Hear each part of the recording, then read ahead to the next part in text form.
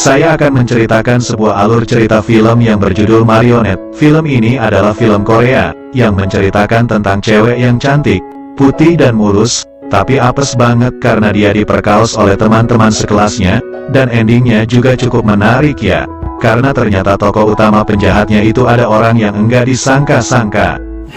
Halo semua, apa kabar? Jangan lupa subscribe channel papa aku. Terima kasih. Film ini dimulai dengan seorang cewek SMA yang aduhai, yang bernama Yuminah. Dia ini adalah seorang gadis yang baik hati, periang dan rajin menabung. Suatu ketika, Mina ini pergi kencan dengan cowoknya yang bernama Kim Jin Ho, dan film pun dimulai. Mereka semua pergi ke sebuah karaokean, sambil nyanyi-nyanyi, sambil minum-minum cendol dawet. Kemudian mereka pulang ke rumah Jin Ho, karena Mina ini terlalu banyak minum cendol dawet.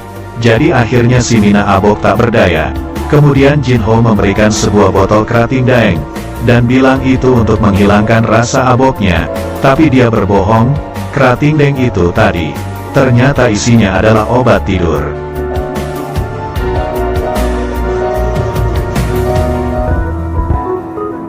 Dan ketika terbangun, Mina kini disekap di atas sebuah kursi dan muncul wajah-wajah mesum seperti wajah kalian itu. Jadi pacarnya nih bajinguk ya, dia sengaja ngasih ceweknya yang masih perawan ini buat digenjot banyak orang dan dia justru merekamnya. Kemudian hasil rekamannya itu tadi dijual, dan diberi judul Marionette. Mina kemudian pulang dengan hati yang hancur dan juga segel perawan yang sudah robek. Dan di sini dia diancam kalau dia berani ngasih tahu orang lain, maka videonya tadi bakal disebar di seluruh jagat maya. Dan sejak hari itu tiap kali Mina ketemu dengan Jin Ho, dia selalu mengancamnya dan dengan terpaksa, Mina kembali melayani banyak laki-laki ini. Setelah beberapa waktu berlalu, dan akhirnya video Mina ini pun menjadi viral. Pihak kepolisian pun mulai melakukan perburuan siapa-siapa saja yang ada di dalam video tersebut. Dan detektif yang menangani kasus ini yang bernama Go Jul, memberitahukan ibu Mina tentang kejadian yang menimpa anaknya tersebut. Ibunya pun menangis dan meminta tolong kepada Go Jul untuk menghukum para bajing mania yang melakukannya. Dan dengan kesaksian dari Mina, akhirnya mereka pun berhasil ditangkap dan dijebloskan ke dalam penjara. Akibat dari kejadian ini, nama Mina jadi terkenal di daerahnya. Akhirnya Go Jul membantu Mina dan ibunya untuk pindah ke kota Seoul, dan merubah identitas mereka, dan kini berubah namanya menjadi Han Seorin. Beberapa tahun berlalu, kini Han Seorin menjadi seorang guru dan juga sudah memiliki seorang tunangan, dan kita diperkenalkan dengan tokoh baru yaitu Kim Dong Jin, yang merupakan ketua kelas dan juga yang Sejung, yang merupakan pacarnya. Di sini bisa dibilang Seorin beberapa tahun terakhir ini sudah hidup dengan damai dan cukup bahagia. Sampai suatu ketika Seorin meminum beras kencur yang ada di mejanya, dan kemudian ia tertidur di sekolah tersebut sampai pagi. Dia pun dibangunkan oleh Dong Jin dengan tampang mencurigakannya, dan di sini Seorin merasa sakit dan melihat tanda merah di pergelangan tangannya, seperti bekas ikatan. Dia pun enggak ingat apa-apa selama tadi malam, sampai pas Seorin lagi cuci muka. Dia mendapat sebuah pesan video yang memperlihatkan bahwa selama tertidur tadi malam, ternyata dia ini diikat dan bajunya dipretelin satu persatu. Melihat video itu, jantungnya pun berdebar-debar, mata berkunang-kunang, bibir pecah-pecah, dan Seorin ini sangat takut, karena masa lalunya yang kelam, kemungkinan bisa terulang lagi. Dan ternyata benar saja, teror mulai terjadi lagi, ketika Seorin sedang makan malam bareng tunangannya, dan juga calon mertuanya. Seorin mendapatkan SMS dari orang yang menyebut namanya sebagai Master, bahwa kalau Seorin gak menuruti permintaannya, maka video tadi akan disebarkan ke semua orang. Dia pun mulai melakukan apa-apa yang diminta oleh Master tadi, seperti meminta Seorin memotret belahan dadanya, dan lain-lain. Keesokan harinya, pas Seorin lagi ngajar di kelas, dia kemudian mendapatkan ancaman lagi, bahwa Master akan mengirim video tersebut ke seluruh siswa di kelasnya. Seluruh HP di kelas itu pun berbunyi. Dengan menampilkan pesan hitungan mundur, Seorin yang takut video tanpa busananya itu tersebar ke siswanya, kemudian berteriak-teriak kepada mereka, agar segera mematikan HP mereka, tapi sayangnya semua sudah terlambat. Seorin pun terjatuh lemas, ketika hitungan mundur sudah berakhir. Seketika itu juga, seluruh kelas menjadi hening. Tapi ternyata tatapan semua siswa bukan tertuju kepada Seorin, melainkan kepada Sejong. Karena ternyata video dan foto yang dikirim adalah foto Sejong.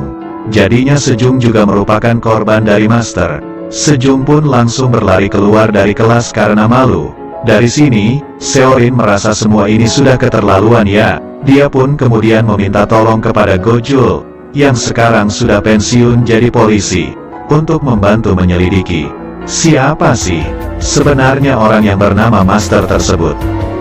Dia pun memulainya dengan menanyakan kronologi bagaimana Sejong bisa terjebak dengan Master. Sejong mengatakan bahwa ia waktu itu tengah melakukan pengencrotan dengan pacarnya, yaitu Dong Jin.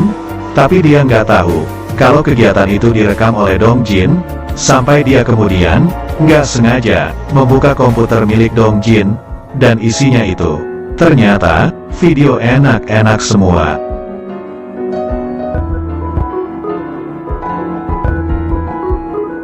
Sejong melihat banyak banget foto-foto dan video cewek-cewek seumurannya, termasuk video adegan Sejong tadi.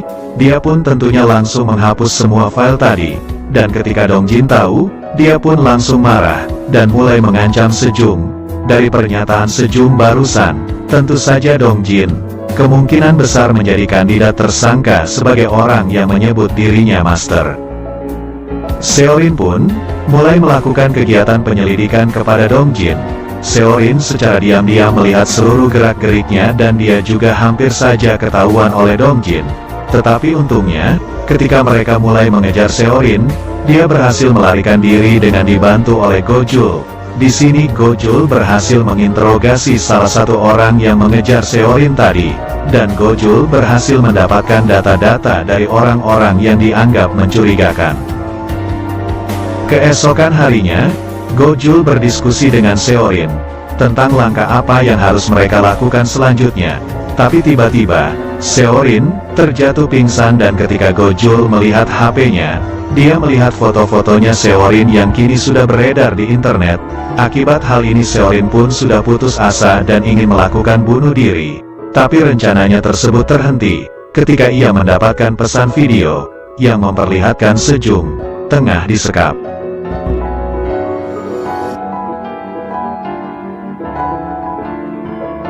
Dan Master mengatakan, jika ia tidak menuruti perintahnya, maka akan terjadi hal buruk kepada Sejong. Seorin kemudian menghubungi Gojul untuk segera menyusulnya ke tempat yang dikasih tahu oleh Master. Sedangkan Seorin berangkat lebih dulu ke tempat tersebut. Di sana Seorin kembali dihadapkan ke sebuah botol kerating daeng dengan tulisan instruksi cara konsumsinya. Seorin pun langsung meminumnya, dan ketika terbangun, dia sekali lagi sudah dalam keadaan terikat di atas kursi, dan di depannya sudah ada segerombolan cowok-cowok bertopeng. Tapi meski menggunakan topeng, Seorin ini masih bisa mengenali salah satunya yaitu Dong Jin. Seorin pun langsung meminta agar mereka membebaskan Sejong, karena dia sudah menuruti semua perintah Master. Namun Seorin menemukan fakta yang mengejutkan. Ternyata, Sejong tadi bukanlah korban, melainkan pimpinan dari gerombolan ini, dan Dong Jin yang selama ini kita anggap sebagai ketuanya. Ternyata dia ini justru dimanfaatkan oleh Sejong. Jadi, semua yang diceritakan oleh Sejong tadi adalah bohong, dan justru faktanya adalah kebalikannya. Jadi, apakah Sejong ini yang bernama Master? Eits, ternyata bukan. Di sini sosok Master itu masih belum ketemu ya. Dan gerombolan ini cuma mengikuti perintah Master, karena mereka mendapatkan bayaran yang tinggi. Ketika mereka sudah mau mulai merekam dan mempretelin baju Seorin, pas banget muncul Gojul di belakang mereka, dan dengan semangat 45, Gojul langsung menghajar gerombolan tadi, tapi kalah. Dia pun justru ditelanjangin dan juga diikat. Namun ternyata Gojul tadi, sebelum berangkat ke sini, dia sudah menghubungi teman-temannya di kepolisian untuk membantunya. Mendengar suara sirine polisi, gerombolan tadi langsung kocar-kacir dan akhirnya mereka berhasil ditangkap. Dan di sini polisi mengambil HP milik Sejong, dan akhirnya mereka mendapatkan nomor asli dari orang yang disebut sebagai Master. Mereka pun langsung melakukan pelacakan ke nomor tersebut, yang menuntun mereka ke sebuah rumah, dan ternyata orang yang menyebut dirinya sebagai Master adalah seekor bocil. Jadi, sebenarnya Master yang asli itu adalah ayah dari bocil ini. Namun ayahnya itu sudah ketangkap polisi 1 bulan yang lalu dengan kasus yang berbeda. Nah, anak ini nggak sengaja nemu HP milik ayahnya dan mengetahui username dan password admin dari web milik ayahnya. Dan semenjak saat itu, bocil inilah yang menggantikan peran ayahnya sebagai Master. Seorin yang tadi sudah bersiap untuk mengajar orang yang bernama Master kalau sampai ketemu ya, akhirnya justru nggak jadi marah, karena pelakunya adalah bocil ingusan. Bocil ini pun ditangkap, tapi tidak dipenjara, karena kan masih di bawah umur. Dia ditetapkan sebagai tersangka, dan kemudian direhabilitasi. Dan sekarang akhirnya kehidupan Seorin bisa kembali menjadi normal dan film pun berakhir.